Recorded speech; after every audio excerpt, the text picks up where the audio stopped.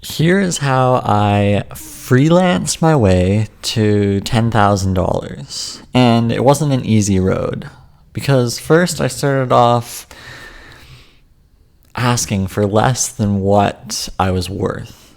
And this is what you have to do because when you're dealing with the unknown, you're dealing with being unknown, you have to stand out. And to stand out, maybe you have to give away your services. You have to try to get those first few clients. And that's essentially what I did. So I set up my Upwork profile, and this is a platform for freelancers to find essentially warm leads. These are companies that are looking for work. So Upwork is great in that sense because it essentially gives you clients to reach out to.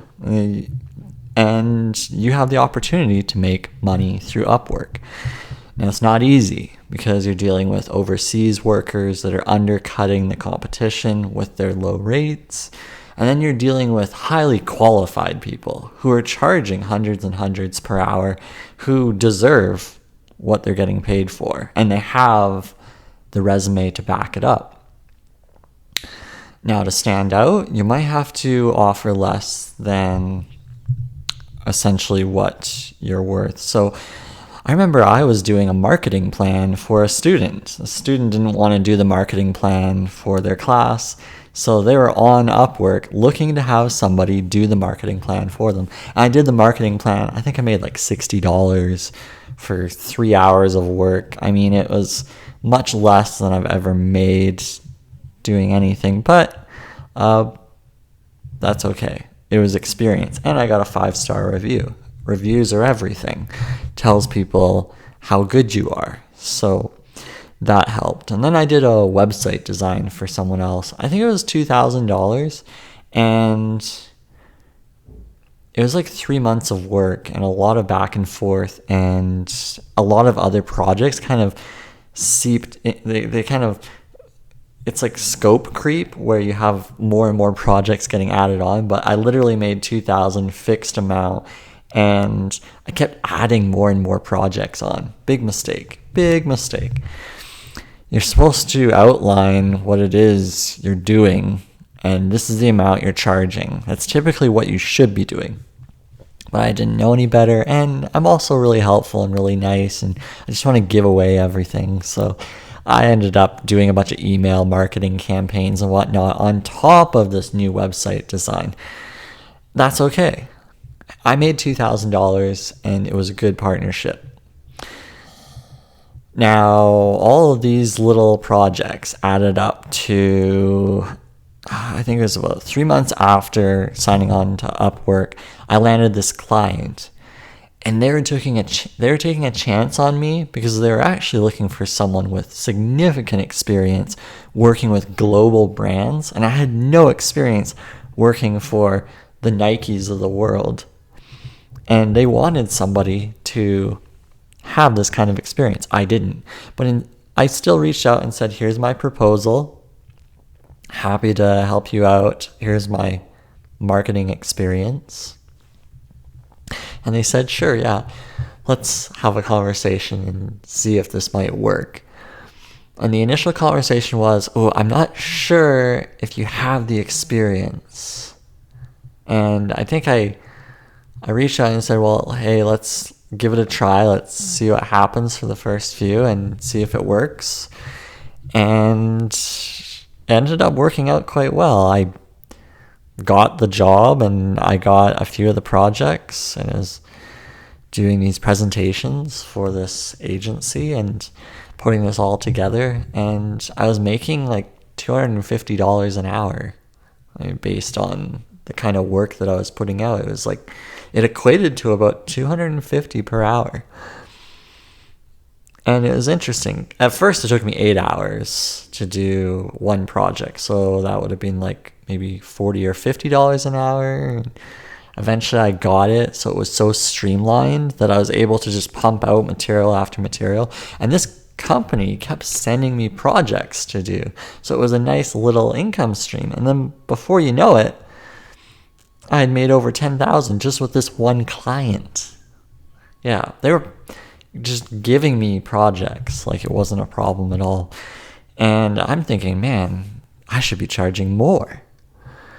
Even though I'm making $250 an hour, I should be charging even more.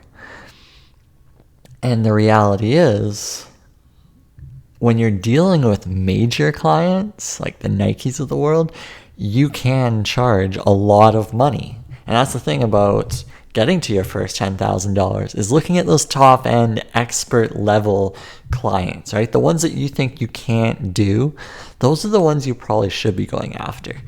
Because what you're trying to do is you're trying to stretch yourself. You're trying to say, here's where I am experience-wise. Here's where I want to be. I'm going to stretch myself to see if I can do this. Because you could probably accomplish more than you think you can. And a lot of freelancers are maybe self-conscious about this, so they charge less. Designers, I come across a lot of designers who constantly undervalue themselves. They constantly say, I only charge $20 an hour. When in reality, if they went after that higher quality of client, they could get $100, $200 an hour. It's not a problem. What happens is when you're working with these clients, you actually work harder. You actually put out better quality work. And as a result, you get paid for it. But if you keep going after the lower end clients, in the back of your mind, you're frustrated. You don't put out the same kind of work. And you keep getting paid this amount because you're not valuing yourself to that level. So I was glad that I reached out, because typically what you'll come across in this freelancing world is you'll come across companies that are looking for significant experience that you simply do not have. And the first thing that you'll say is, no, I can't do it. I don't have 10 years of experience, and you'll skip it. That's a mistake. There are less people applying for these higher end roles, okay? That means you can stand out. Put in your proposal. See what happens. You might be surprised. You might prove to them that you have the value versus the experience. I remember my first job as a marketing manager, I applied to the job even though it requested that I needed 10 years of professional marketing experience. 10 years. I did not have 10 years of experience. In fact, I didn't think I was going to get the job, but I got the job because I had applied and not many people had. I think only 3 or 4 people had applied. So that's what you have to do, is look at the experience, not so much as, I need the 10 years. Look at more in terms of, what can I get out of this? And maybe I can offer something here. Maybe I can help somehow, right? Because there are these set templates in the world, right? Clients, potential clients, they're looking for a bunch of different things, and they're not going to get everything, but they put it out there and see what sticks. Your job is to say, okay, how can I be aligned with some of these? Because maybe that's enough to get me into the door and prove my worth. Because that's what you're trying to do, time and time and time again. But you might only need a couple of clients to get that first 10 grand in no time. Because it really doesn't take long once you've established some relationships and you've proven that you get things done on time, the quality is there, and you're reasonably priced. Like, for instance, a freelancer won't be as expensive as a full-fledged marketing agency. Me doing these presentations for the client was cheaper than a professional presentation agency. And some of them charge like $10,000 a piece. I was charging $500 a piece, so it was a no-brainer. And also I molded into their system so that I almost essentially was like an employee, and it was quite effective. And I was responsive, and I was easy to get a hold of, and I never missed the deadlines. So it just turned into $10,000. And that's what you have to do, is look at how you can offer value so that you are continually being reached out for. Like, oh, you want the presentation guy? Okay, this is the presentation guy. This is the guy you got to use for presentations. He's just quick and he gets it done and reasonably priced compared to the agencies. Go for him, right? You're trying to create this sort of story about yourself, this persona of who you are, what you're offering, like who you're offering it to, right? And that's where you're going to get the serious money. Now, if we break this down, the $10,000, the road to $10,000, what's interesting about it is specific type of agency, specific type of offering, and flat pricing, right? If we look at how I got this 10,000, it wasn't hourly pricing. I wasn't actually getting paid by the hour for these projects. I was getting paid by the presentation, which worked out quite well because I was charging a lot, at least from my perspective, I was charging a lot compared to what an hourly person would get. Think about it. Someone says, oh, $250 an hour for a presentation or $500 for the whole presentation. What sounds better? Well, I mean, the whole presentation sounds better. $250 an hour is a ridiculous amount to pay. So hourly is always kind of a concern to me because you can always compare hourly rates. But if you have a fixed project rate, I find that you can set parameters and say, here's what the deliverable is, here's what the value of the whole project is. And you can sort of package something into a much higher amount.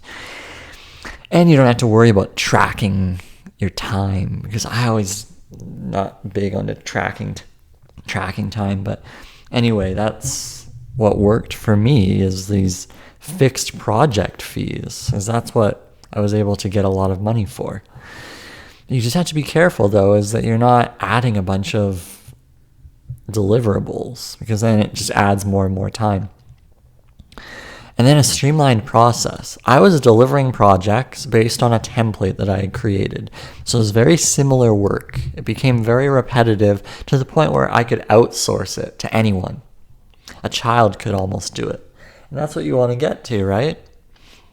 Is being able to deliver something that is essentially replicable across other clients.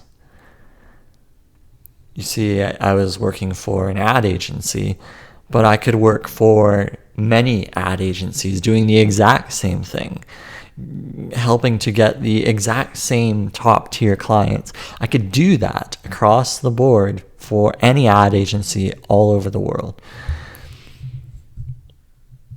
It was something that I could replicate. And that's what you want to get to.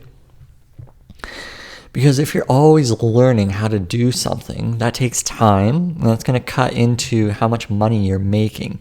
So you want to make it so that it's essentially boring. But that's okay, because you're going to get paid a lot more money compared to any other job that you could possibly have. I mean, what job out there is going to pay you $250 an hour? A lawyer? Yeah.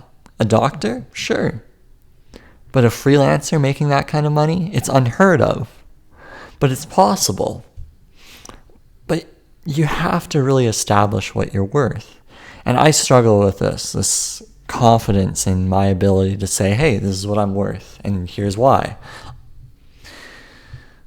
Now, once you get that first client, you deliver, right? And you get the results. Look at those results and say, oh, these are awesome results. I need to hold on to these. For instance, let's break this down, because I could use this 10,000 road to 10,000 example.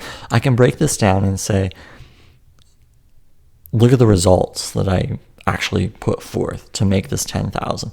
So I made the 10,000 because I literally generated millions in revenues for the agency. How I did that? Well, every presentation that I put together would result in 10% conversion, meaning of the 10 presentations I put out there, one of them actually converted into multi-million dollars in revenues. We're talking 10 million plus. 10 million plus? Yeah, I think that's worth it, right? You're going to spend, say, well, if it was 10 projects, that would be like $5,000. $5,000 to get that 10 million plus client. I think a lot of companies would do that deal.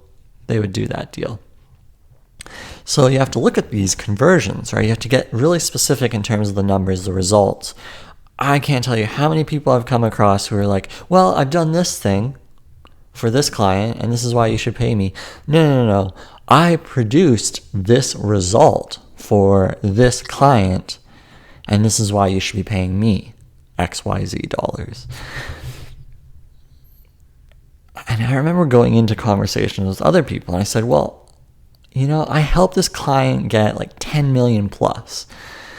And I remember someone saying to me, I hope you made a big commission on that. And I'm thinking, you know what? I wish I would have charged by commission, because there would have been a lot more money on the table, right? And when you're dealing with sales, when you're dealing specifically with bottom line numbers, you can charge a lot. So as a freelancer, right, what you want to do is look at the bottom line numbers. You want to say, how is what I'm doing generating revenues for the client? If you can figure out those numbers, right, then you can really charge a lot of money. Much more than what I charge to get to 10,000, right? You figure that out. You figure out exactly what it is that you do that increases the dollars in someone's pocket, then you're flying high. Then you're off to the races. But here's what I'm seeing. Someone's transcribing words, right? They're doing audio transcriptions, and they're charging by the word. Very difficult to actually make any kind of money here, unless you have a 100% accuracy rate, meaning no mistakes. Then you might be able to get top tier authors to pay you money because they don't want mistakes. Possible, but difficult to stretch that convincing argument that you're actually exchanging quality value here. And you see transcribers, they sort of have a set amount, right? $400 will get me an entire book. It's like, there's not much wiggle room for that because it's based on accuracy. So that's tough, right? That's tough to communicate revenues. Might not be the best option, but a lot of people are doing it, and it can make you a decent part-time income, but it's not going to get you over the hill. So it's when you're talking sales, marketing, that's when you really get into the dollars. What else? Well, design, perhaps. For instance, designing presentations that can generate X number of revenues, right? So you're doing maybe a logo design. If you can communicate that your logo will generate $10,000 or what have you, then maybe you can charge a lot for your logo. A lot of people just say, well, my logo looks pretty, this is why you should pay me. Designers have the biggest challenge because they're literally making something that's qualitative, not quantitative, meaning it has qualities to it, but it has no dollar amount attached to it. It's all very subjective, right? A logo, how do you quantify a logo? How do you say it's worth $200,000? Now, if you're the guy who created the London 2012 Olympics logo, I think he charged like $200,000, but he had a number of different assets attached to it. There was an entire agency working on it, and the budget was there. But it was sort of like an impression, like this is something that will last for many, many years, and this is why I'm charging this amount of money. Tough to communicate, but still managed to make lots and lots of money on the London 2012 Olympics design. Versus someone, Joe Blow, that could have done the logo off the street, could have put it all together, charged maybe $200, and it would have been the same, somewhat kind of quality. But right, there's art out there by Picasso. There's art by Basquiat. There's art by Vincent van Gogh. There's art by Leonardo da Vinci, and they're worth more than other pieces of artwork at the same time. Why is that? Well, there's maybe some kind of impression, or there's some sort of feeling, perhaps, a qualitative feeling in the buyer's eyes, and that is why they're able to charge it. And they somehow manage to communicate that this is why it's valuable. It's much easier to quantify in freelancing. To say that your service generates this kind of result, it's much easier to put together. But at the end of the day, figure out what it is you can do, and it can be very simple. Figure it out and go for the top tier clients, right? I think I've maybe gone off on a few tangents here, but if you put it all together here, you're looking for top tier clients, okay? You're ignoring all of the bottom end $5 an hour kind of work. You're really actually going for the top tier clients. And if you can't get the top tier, do a few of those cheap projects to get your ratings up. But you could actually go right out of the gate and say, I'm going for top tier clients, and here's who I'm going after. And all it takes is one client relationship to get to that 10,000. It worked for me to get 10,000 out of one client. So it's possible for you. And even if you don't have the experience, you might surprise yourself. So give it a try. Okay, that's my discussion. Hopefully that helps you on your road to 10,000. I think you need to give it a shot, give it a try. This is coming from someone who didn't have experience in freelance, and I just played around and it worked. So yeah, see how it goes and have fun with it.